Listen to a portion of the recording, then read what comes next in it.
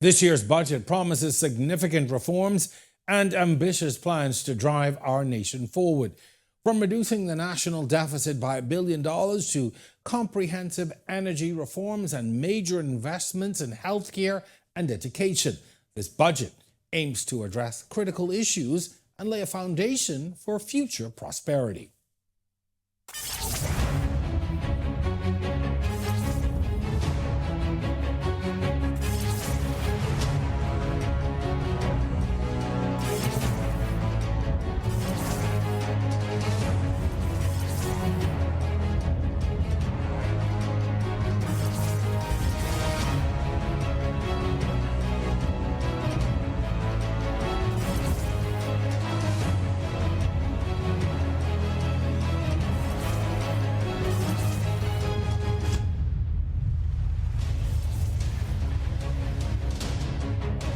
On the record, I'm your host, Jerome Sawyer. As the budget debate is in full swing, we bring you an in-depth discussion with the Minister of Economic Affairs, Minister Michael Halkitis, about the government's 2024-2025 budget communication. Tonight, we'll explore the highlights of this budget, including the substantial reduction in our deficit, the impressive decrease in unemployment rates, and the ambitious energy reforms that promises to modernize our power grid and reduce costs for Bahamian families, and a plethora of other points. So stay tuned as we get started on the other side of this break.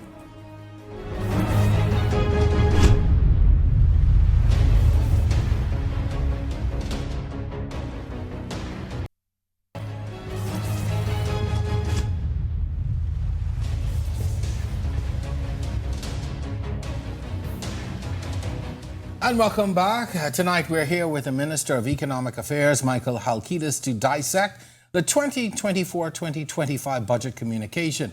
Minister Halkitis, welcome back to the show. You're no stranger to us, so it's good to have you back here. Thank you very much. It's good to be back. So this is a crucial time Yes. For government. It really lays out through your budget the economic plans, developmental plans. It tells us things that we're going to get concessions on. It tells us, what's now duty-free, all these kinds of things. It's one of the more highly anticipated times of the year for government and country as we look to see what the plans are for the next 12 months in terms of the fiscal year. So let's start with the broad picture. Economic growth has been a significant focus of this particular budget. Yes. Can you walk us through the key drivers behind this growth and how you see it evolving in the coming year? Yes. Okay. Thank you once again, Mr. Sawyer, for having me. I think this is my third time under this current administration. You're like family on the show now. I would say, this is a much easier conversation this time around. I'll tell you why. As you rightly said, this is a much anticipated time in the legislative calendar of the Bahamas. Bahamians, watch with keen interest. There's a lot of drama, there's a lot of theatrics, the red dispatch box and everything.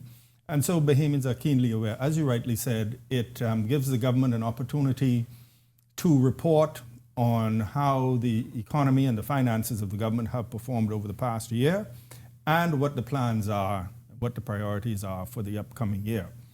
And I would say that this particular budget, if I were to give it a broad theme, it would be that we are seeing steady progress in terms of the growth of the economy and the improvement of the public finances.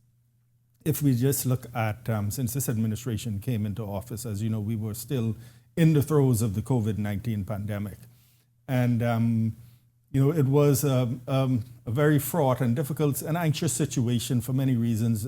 Health, the economy had been severely battered, and we came in at a time when many people, locally and internationally, were fairly pessimistic about the prospects of the Bahamas. We have a tourism-based economy. Tourism had basically shut down during the pandemic, and we suffered. And so we set out, and our priorities were, I would summarize them in 4 broad areas. We wanted to concentrate on growing the economy, opening the economy, and growing the economy. And so we had the Prime Minister and the Deputy Prime Minister hitting the road, trying to attract trying to open the economy, we felt, in a safe manner, The second component was, and we've seen the impact of that. We've seen tourism come back like gangbusters, breaking record after record. You saw the economy has rebounded very nicely, driven by tourism and as well construction. Immediately, in the immediate years following the COVID-19, we're talking 21, 22, and 22 into 23, we saw very, very strong levels of growth. That level has since moderated, but still very positive. So the economy continues to grow, and that is something we want to continue to focus on. The second area of focus that we decided upon was to improve our revenue administration. Simply put, we have these significant levels of outstanding taxes, most significantly on foreign-owned vacant land and big commercial properties. We decided that we will focus on our collection efforts, improving on collecting what is outstanding and due, as opposed to introducing new taxes. And the third area was to control expenditure, see where there's wastage, where we can eliminate wastage, streamline operations, and fourthly, finding new sources of revenue. And we continue to pursue, efforts in the carbon credits area. So those four elements, we felt working together will, over a period of time, see our economy grow and our finances improve. And I can say that we've seen that come together nicely, and so that this year we've continued to see our deficit reduced, the amount of money we need to borrow to run the government reduced. I don't want to get into all sorts of numbers, sure, but basically the picture, the financial picture has improved significantly. That's due to the work of all of our public servants, officials, etc. And why that's important is because when you have a improved financial picture, a stable economy, that gives confidence to investors, to financial institutions that sure, the Bahamas is a safe place to do business, and then it bodes well for the future. So if I were to just cap it off, it would be that we've seen some steady improvement, a lot of work left to be done, but as I said, it's a much better conversation to have now sure, than 2 years ago. Sure. We had a lot of questions back then. Yes. Not that we have any less questions, but certainly a different angle. One of the things I want to say I found so very interesting was when I heard you talk about the rebound of tourism. I remember the days of I would see one or two people walking along and be like, "Hey, they're back." This is during COVID, and and I thought to myself, just listening to you talk, we've come such a long way. I see thousands of people walking along, and I realize how far we've come in that space. But I want to go back. We're going to talk about tourism. We're going to talk about the investments, et cetera. But I want to go to really highlight something you spoke to in terms of the collection of revenue. Now, I have a lot of friends in business who complain really about the new, a lot of the new requirements. Some of them have even described them as being draconian and very difficult even. I hear them complaining about having to do these audits now to show revenue, etc. And a lot of them have said to me that it is becoming increasingly difficult to do business. They are taking on additional costs, which they are going to pass on to the consumer. But how? And I'm sure you hear these same complaints. What do you say to those business people who are saying, "Listen, I get the point, but it is really becoming increasingly difficult because of all the new requirements." We have the Department of Inland Revenue last year, I think they processed 49,000, I'll just give you a little background, 49,000 business licenses.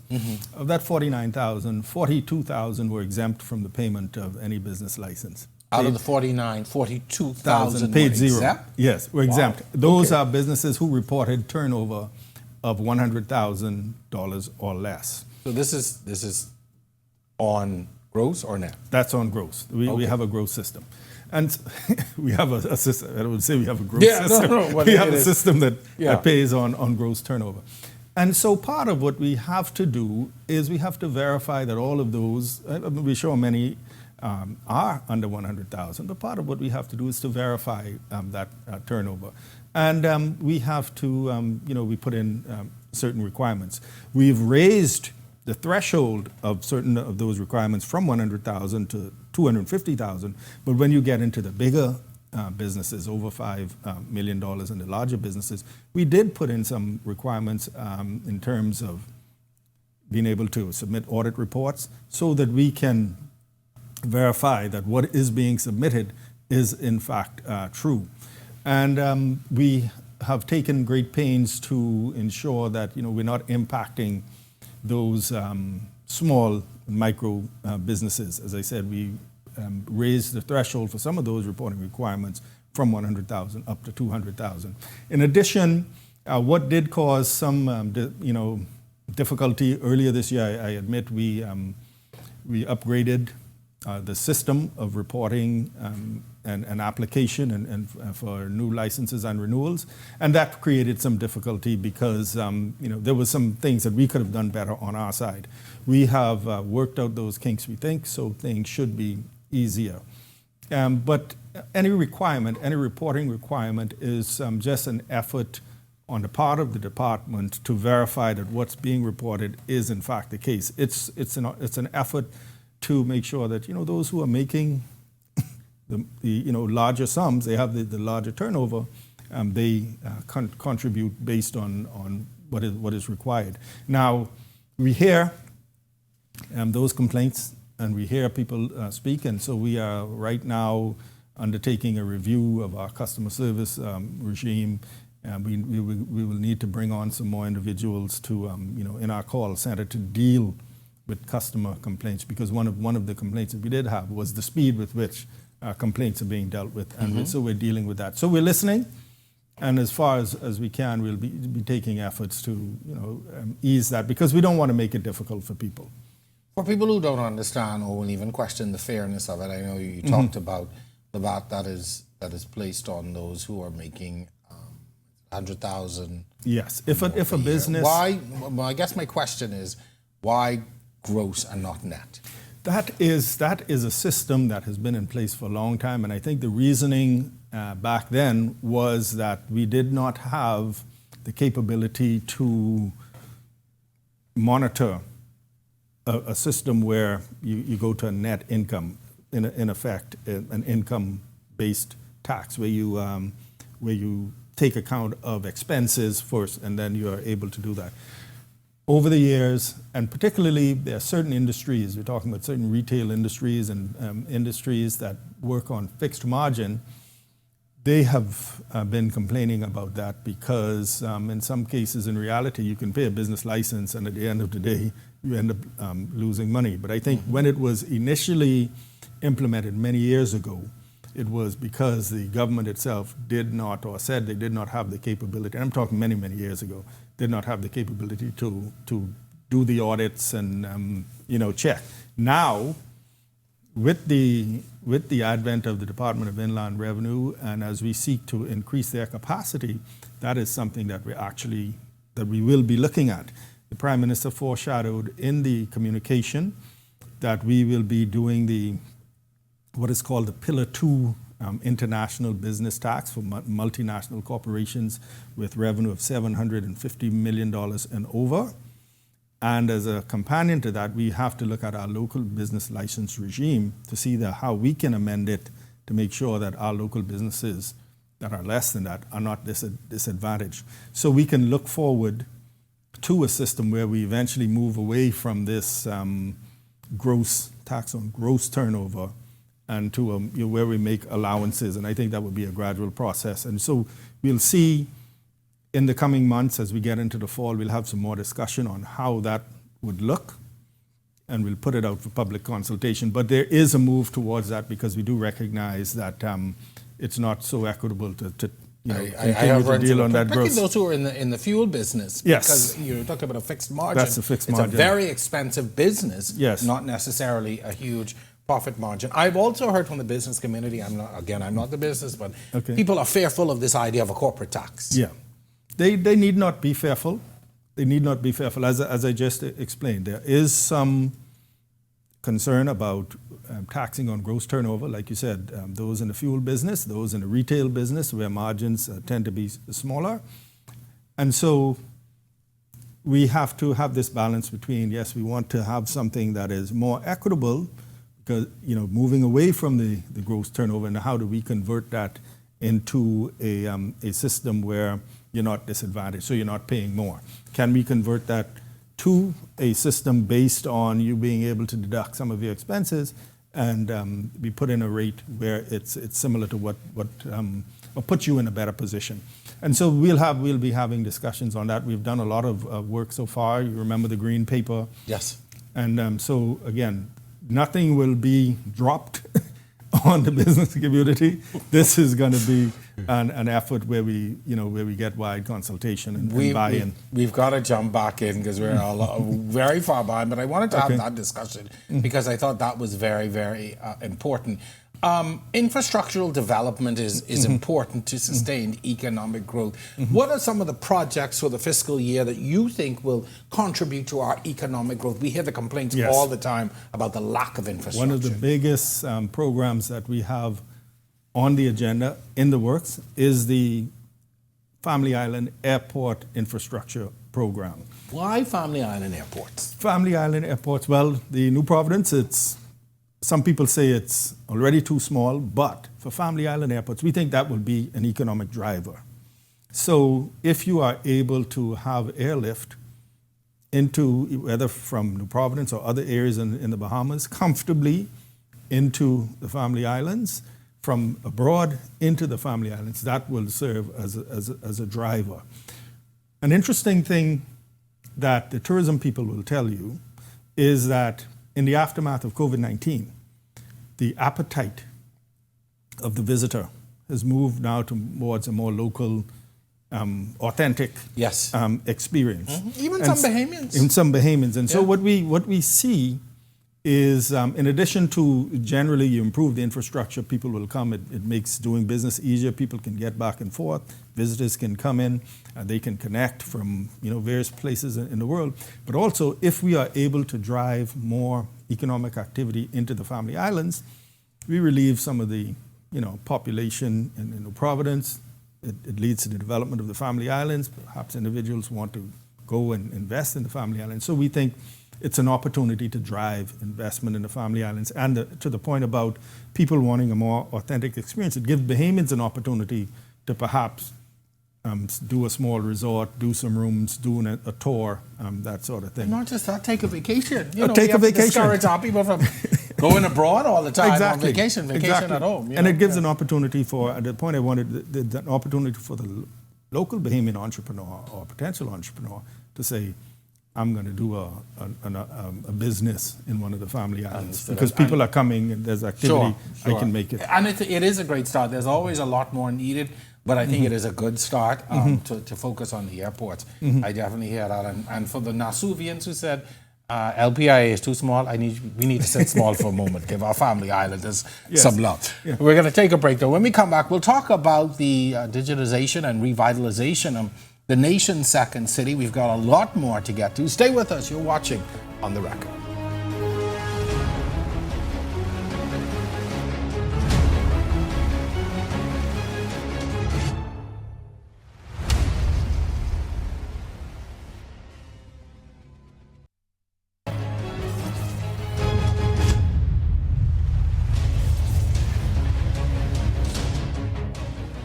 And welcome back. In this segment, we will focus on government's plans to invest in our public service, the ambitious plans for Grand Bahama, and plans for Family Island development. Minister, let's begin this segment by discussing the public service. The budget outlines several investments in this area. I want you to elaborate on the major initiatives and how they will impact the efficiency and effectiveness of the public service. Yeah, we have... what we're doing a major investment in the IT system that administers the public service in conjunction with the Treasury system. A lot of the difficulties that that we have had and inconveniences is because our systems are extremely old, 25 years old in terms of the Treasury system, and I think a similar age in terms of the system that manages our public service in terms of administration, salary payments, even when it comes to things like pension and gratuity payments, where unfortunately, because of the manual nature of a lot of the work that's done, a lot of things done by hand, physical files, individuals might retire from the public service and have to wait years and years. And not exaggerating, literally years I know. to get their gratuity and their pensions straight. It also gives putting in place a new system gives the government the benefit of being able to more effectively administer the service, tracking employees. And when I'm saying tracking in terms of, knowing the path, the career path, is things like salary progressions, making sure that they get the benefits that are due to them. And so that's a major investment. We're looking forward to January of next year, where we are advised that we'll have full implementation. In terms of the Treasury system, it will allow us to meet these deadlines in law in terms of reports that we need to generate. Because of the manual nature of a lot of work that's still done, we've had challenges meeting those, particularly those monthly reporting deadlines. And so the idea is to do away eventually with a lot of the manual and physical files, and more effectively manage the public service for the benefit of the employees. And as well, there'll be a benefit to the government to know that, okay, this is what we have, this is who's working for us, this is who still is showing up, because you come as they're doing this project, we're discovering cases, for example, where, unfortunately, you're still paying individuals who have left the service. And because of the manual nature and the manual nature of doing the work, and, sometimes things slip through the cracks. Yeah. And so we think it'll benefit the workers well, because, workers who are working and they're in the system, and, if they're, for example, someone is promoted, the time it takes to calculate the back pay, et cetera, that's due to them, it's really not advantageous. It's demoralizing, I'm very sure, much once so. You've been promoted and you can't get your pay. Yeah. But I want to reference something in the Prime Minister's remarks in the House of Assembly this week, where he talked about moving the public service from a monthly pay. Yes. And this is where I always get confused. I don't know if you call it bi-monthly or bi-weekly, but basically you get paid twice a month. Is that what you're looking at? Yes. Now, there have already been concerns raised about how that will impact the public service, people who are mortgaged, other things. Is this something that's going to be implemented quickly? What kind of consultation has happened? How will that work? That's a major shift. It's a major shift, and our the initial reaction that we've seen has been very positive.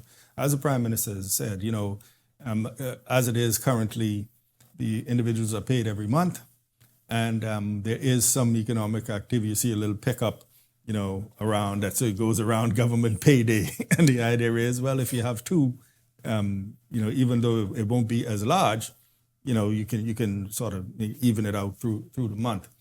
We think it'll have a positive impact on individuals in terms of their cash flow. I note that there have been some concerns from certain quarters, but by and large, it has been very, very well received by those in the public service. It will have an additional impact, we believe, on the government in terms of smoothing out its cash flow as well. So we think it'll have a double benefit. We don't anticipate any negative fallout.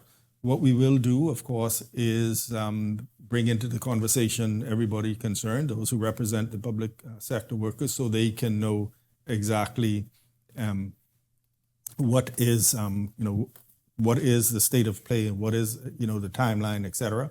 So they will be brought in. But the initial reaction has been very positive in terms of the mortgages.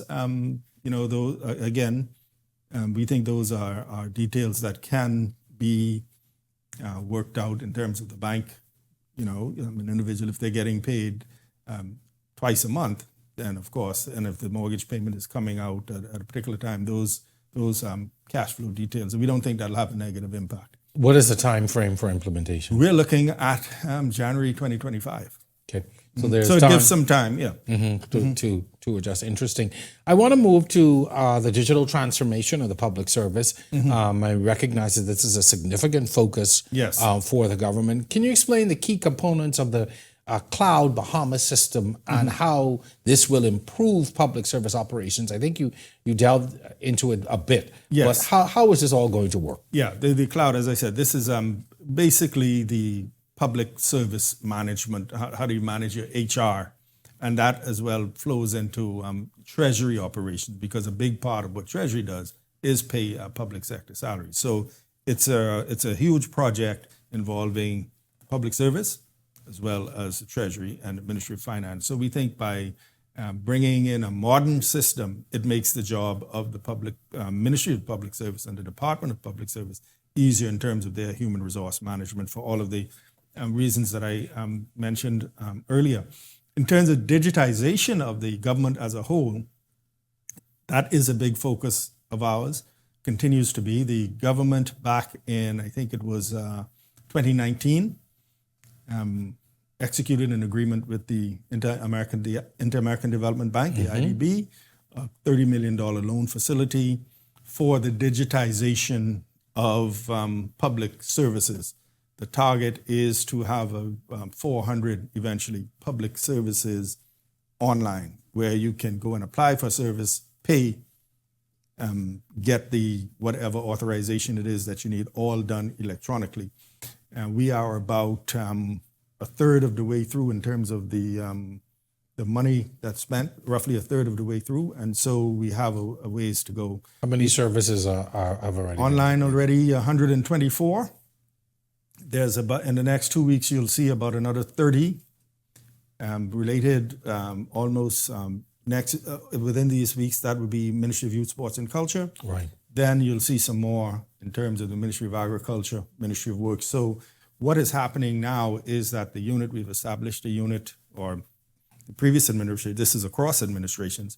There's a unit that was established at the beginning of the loan, of the execution of the loan, that they go from ministry to ministry doing what they call cataloging, looking at the services that the ministries provide now and mapping the way that you put those services online. And so they go from ministry to ministry doing that. Is this a Cloud Bahamas group, or is this a This is a separate group called the Digital Transformation Unit. Right, okay, right. Yeah. And then tell me about the Cloud Bahamas grouping. Is that a private grouping that's working with the government? Or the provider is a private provider, but we have what we call an execution unit or an implementation unit that involves Ministry of Finance, Ministry of Public Service, etc., working on the inside, working along with the developers. Is this an example of the public-private partnership that government keeps talking about wanting to do more of? Not exactly. Public-private partnership that when we talk about in terms of infrastructure development is more of where you have a company or an individual and we work out an agreement with the government where, for example, if you want to build an airport, that company, after going through a process and being chosen, would then provide the financing and the upfront, so the government doesn't have to come up with the money upfront, but over a period of time, through a schedule of payments, the government pays over time, and at the end of the period, the government owns the facility. And so in cases such as airports, for example, where fees are being paid, that those fees are taken into account when the financing arrangement is being worked out. So public-private partnership is where you have the private company providing the financing. We have an arrangement with the government where over a period of time we pay, and at the end of that period, the government owns the asset. I want to shift gears to Grand Bahama, and addressing the Grand Bahama Port Authority's performance is a major point in the budget. What specific actions is government taking to ensure that the Port Authority meets its developmental responsibilities? Well, as you know, it has been in the news that the government has presented a bill to the Port Authority. There have been, there has been, I think they have responded. The next step is, well, the government has asserted that we believe that you owe us this amount of money. I think the Port Authority has publicly said, we don't owe you anything. And so when you have that wide area of disagreement, the next step is arbitration. And I think those steps are being taken where the matter is now being referred to arbitration. And my understanding on how that process works is the government will appoint an arbitrator. The port will appoint an arbitrator. Jointly, those two will agree on a third arbitrator, and amongst themselves, they would examine the case and decide. So this is monies owed. Yes. So here we are at the start of a new fiscal period. Is anything being done differently to ensure that this doesn't continue, or at the end of the year you can say, hey, you owe us another 50 million, whatever I think it is. What we do is we present the bill. We say, well, here's the bill for this year, and without delving into the details of it, I think perhaps their response might be, well, we don't think we owe. And then so the matter is before arbitration, and we will let it go through that course and whatever legal course So afterwards. hopefully the arbitration will settle this even going forward. Hopefully it'll settle it. And I would just like to say here, Mr. Sawyer, that this is a difference of opinion that we have said this is what we believe yours based on a report that we did and that we presented. This is what we believe.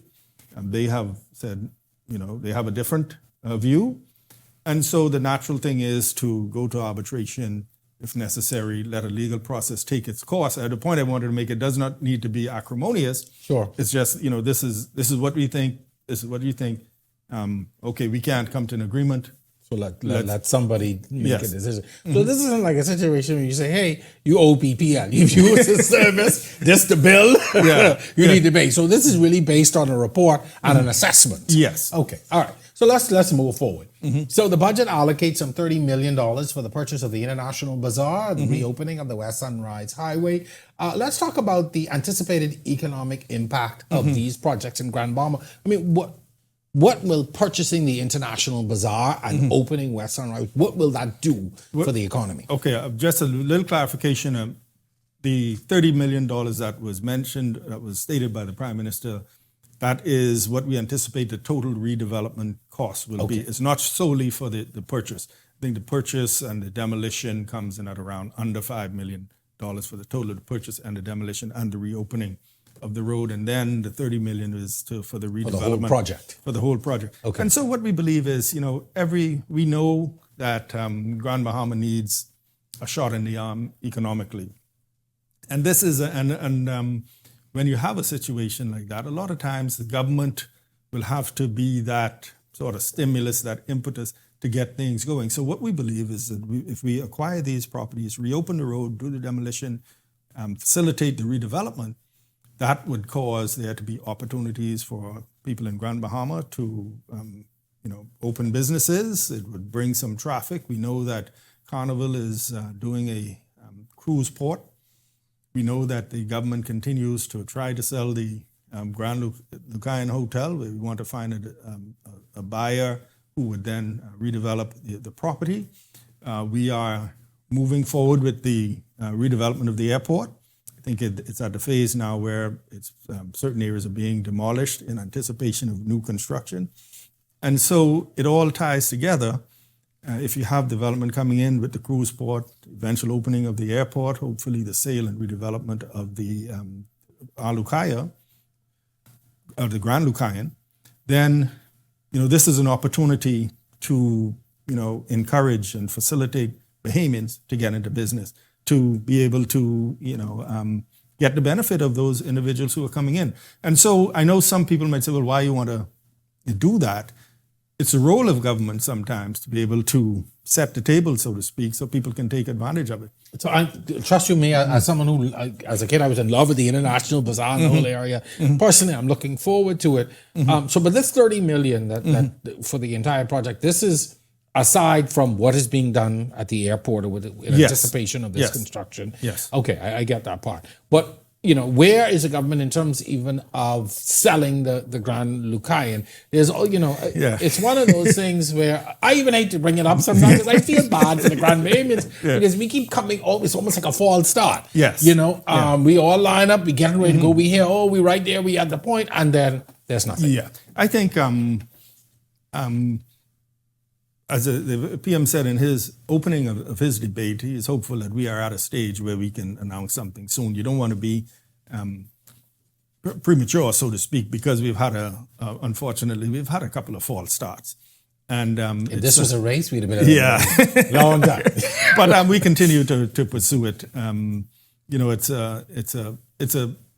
a difficult. I imagine it's a difficult proposition because anybody who would be purchasing it obviously would have to put a significant amount of money into it to rehabilitate it and get it open and ready. And so I think that's part of what the difficulty has been in the sale. But we remain hopeful and we continue to work to identify a buyer who has the resources not only to purchase but also do the redevelopment. Sure. So hopefully soon. I want to shift a bit of the focus to the family islands, renewable energy projects, including those micro solar grids highlighted in the budget. How does government plan to implement these projects, and what are the expected benefits for the family islands? Okay. The Prime Minister mentioned it briefly in his opening of the debate, and I think he elected to. You would get some more details when the Minister for Transport and Energy gives a presentation.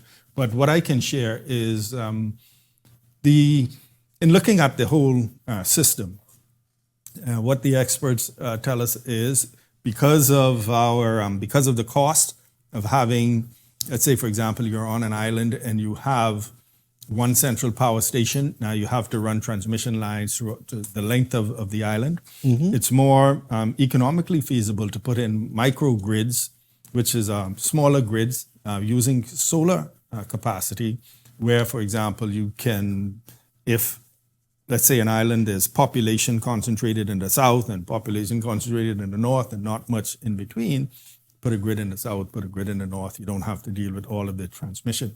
And so we went through a process where there was a request for proposals, meaning we asked people to bid on this idea throughout the family islands.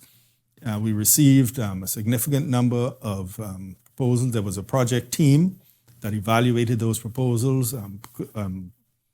Companies were shortlisted and then further whittled down based on their price and their ability to perform. And so what the idea is you will get a company who would put in place a microgrid, produce the electricity, the power company would then purchase it from them. And our view is that that will enable us to reduce the cost of electricity. So you're seeing that in the family islands, the minister will speak more about the actual rollout when she speaks this upcoming week. And we're also doing some in New Providence where we're seeking, the objective is to have 30% of our energy throughout the country produced from renewable sources. And in our case, that's mostly solar by the year 2030. And so I think that's 30% by the year 2030? By the year 30 by 30. 30% by 30. Well, hopefully we will do, and I think this will put us on course to do it. But the idea of the microgrids is that smaller localized grids that can service communities. You eliminate some of the need for the long transmission using renewable energy, and that would bring the cost down. And stable energy. Stable energy. So there will be battery capacity and all of that. Sure. So we still have some more to get to, but we certainly have been, I've had a really insightful conversation up to now. When we return, we talk about the next generation of renewable energy. We started to have that conversation. We call it 30 by 30. I can challenge that. Anyway, stay with us. We'll be back right after this commercial break.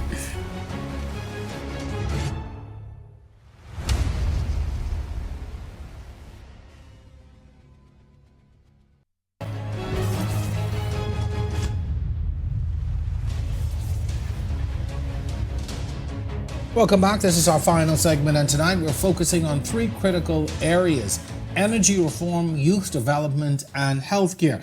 Michael Halkitis, thank you for staying with us. The budget outlines comprehensive plans for energy challenges. We know, just ending on that last segment, how important reform is to the energy sector.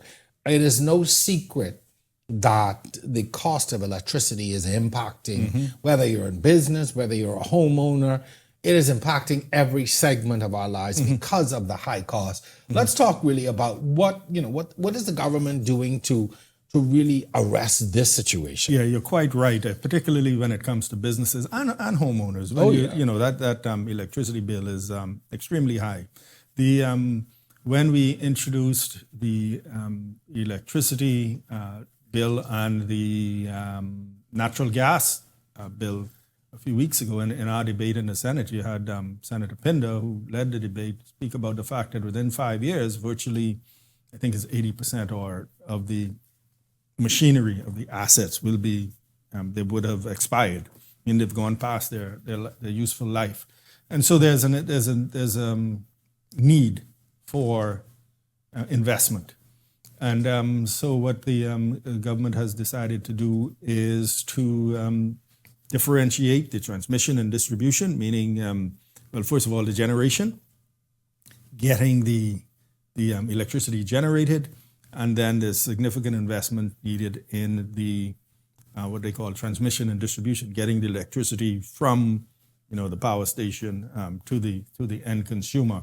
And we are working with some partners to put in place some agreements where we'll have the energy generated, the power company will purchase it at our objective is to have a lower price, and then through the investment in the transmission and distribution, you're losing less of the electricity as it goes from the power station, because you have people reporting, for example, those who live in the east, that low voltage, because you're trying to get power from Clifton Pier to the eastern end of the island, and you lose a certain amount during the transmission. So the investment required in the generation, transmission, and distribution, and we're working on that. And you'll see some more details when the minister speaks in the next few days.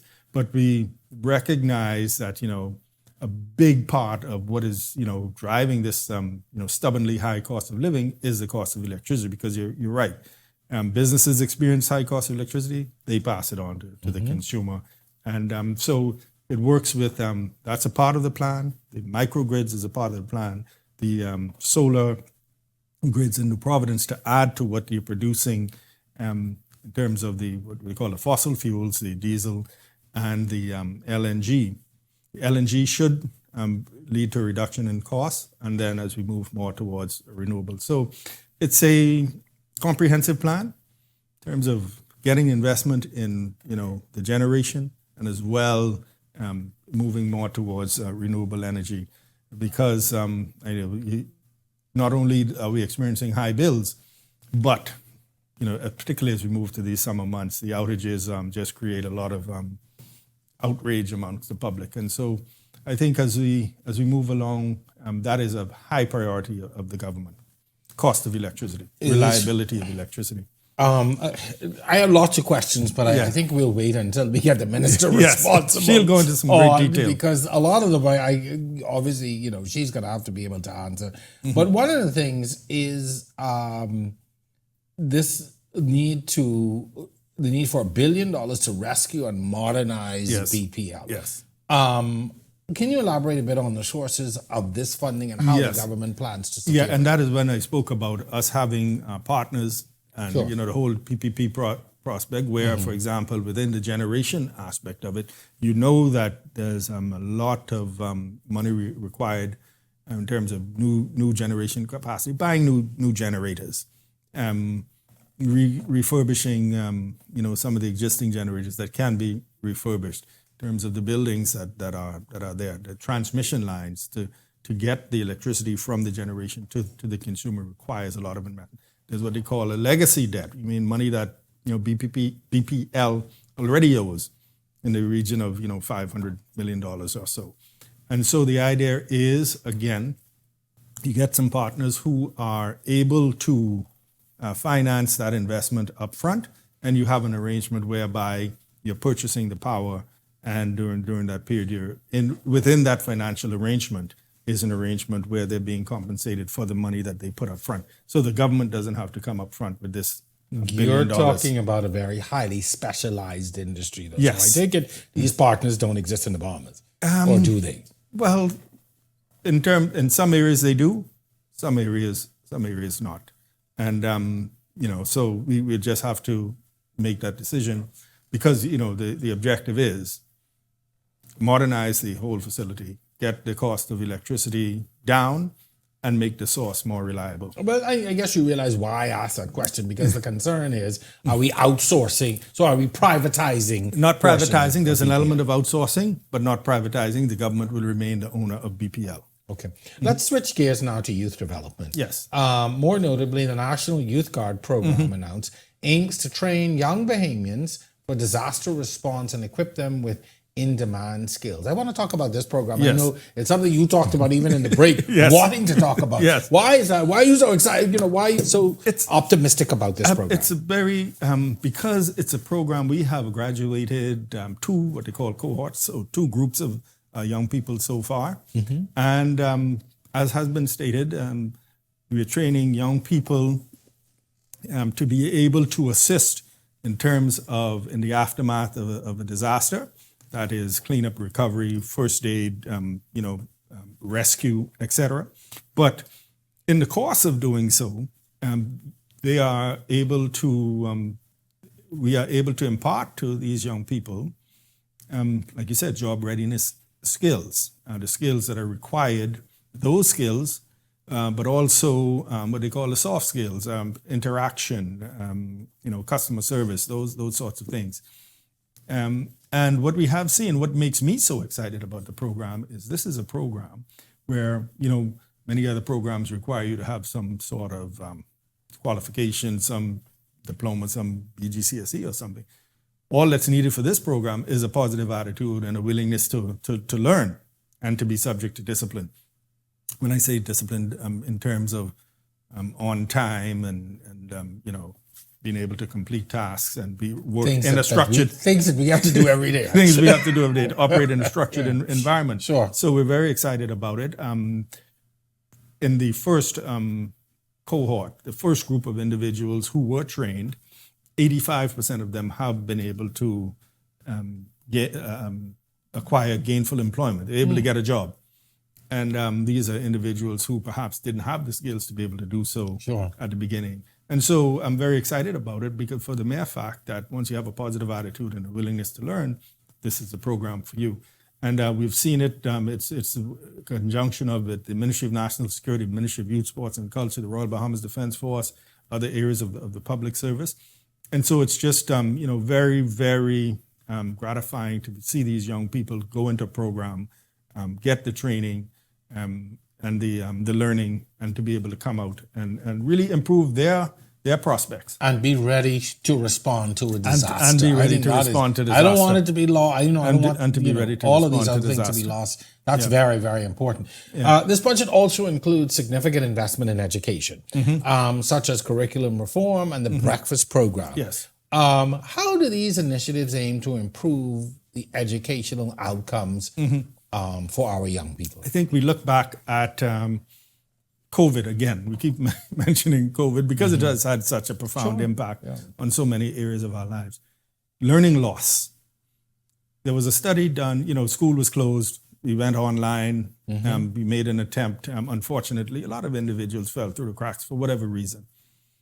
There was a report done by the World Bank in the aftermath on learning loss that showed that this area, the Latin America and the Caribbean, the area of the globe that we are in, was the second most impacted in terms of amount of classroom time lost, second only to, I think, East Asia.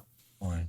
And so what that means is we have individuals who have lost 2 years of schooling. Those individuals who had to, take BGCSEs or were completing, they have been impacted.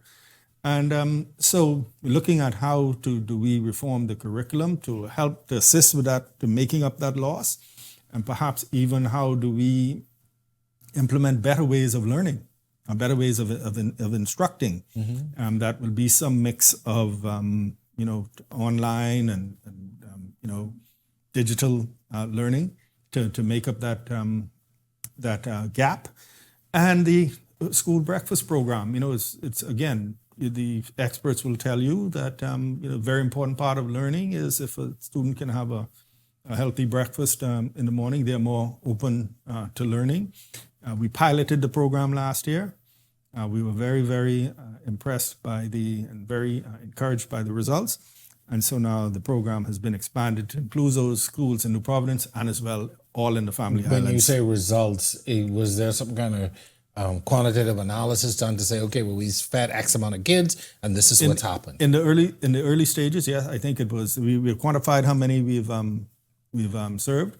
In terms of in the early stages, you can see improvements in school attendance and attentiveness. I mean, anecdotally, the teachers will tell you that the students are more attentive. Now, it'll be a longer-term project to evaluate things like exam results and classroom performance.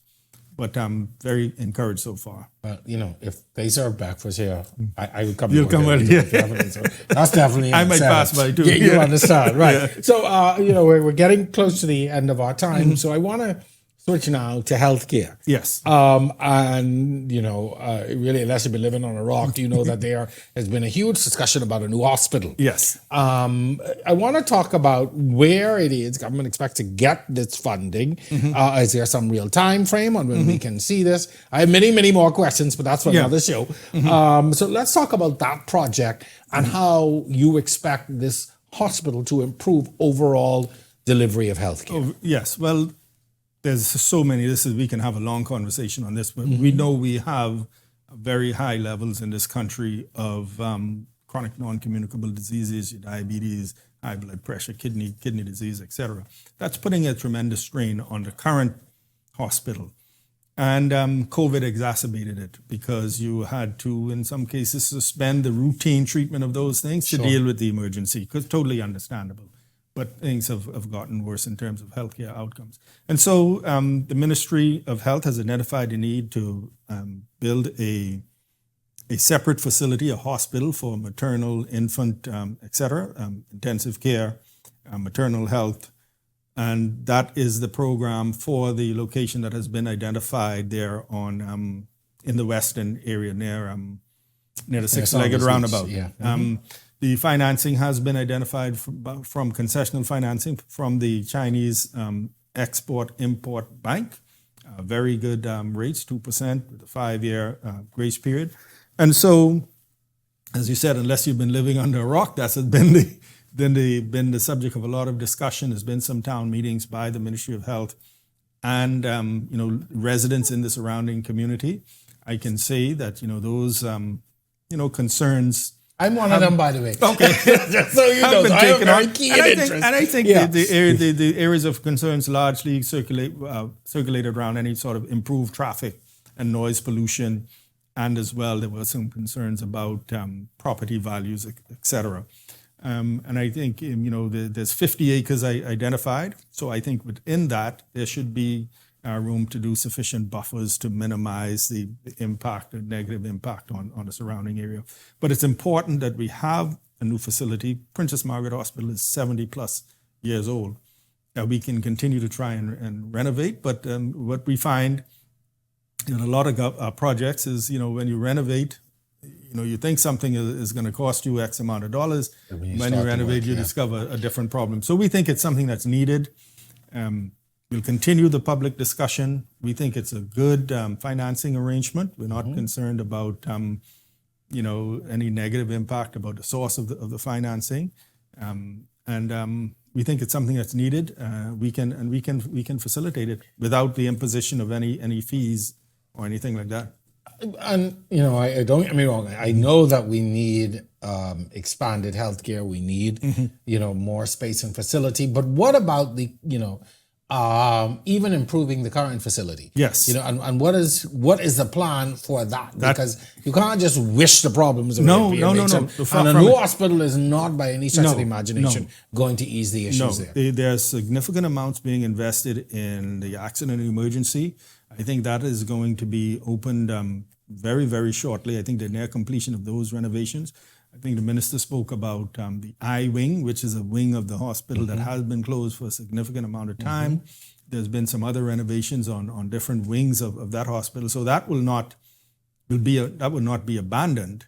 But the idea is to have this additional facility, and where we continue to upgrade what we have, and that includes Princess Margaret Hospital, additional health clinics. The minister mentioned a new Coconut Grove clinic, a new clinic in Palmetto Point, Eleuthera, and I think a new one in Mangrove Key, Andros, and as well the trying to limit people who appear at accident and emergency to actual immediate life-threatening situations, and then being able to go to some of the other satellite clinics for things that are not, immediately life-threatening. Sure, but don't get me wrong. I do not want to entangle you in that discussion about PNH and the healthcare system. I know you just responsible for overseeing the money. And there needs to be with all of this going on, an effort towards wellness and lifestyle change to avoid having to go to the hospital. And there's an element of that as well. Minister, we could talk for another hour if necessary. There are many things that I wanted to bring up, but I wanted to, bring to the forefront those things that I think are most important and on the forefront of people's minds as we move through this budgetary period. I know that the budget is very involved, and every ministry has plans, and this is really when the government rolls out those plans. And so, over the next few weeks, we'll be watching very closely, and hopefully we'll get a few of your colleagues to come on and talk about their ministries. Yes, as well. And I would once again, thank you very much for having me, and I'm always like to be able to share information where I can. And I would just encourage the public, tune in to the debate. It's on YouTube, so you can watch it late at night if you can't watch it during the day, and so that you get the information, and then so you're informed and you can ask questions as well. This is the time for the government to report on what it has done and to propose plans for the future. So it also gives an opportunity for individuals to really see where the government is spending their money and what they're proposing.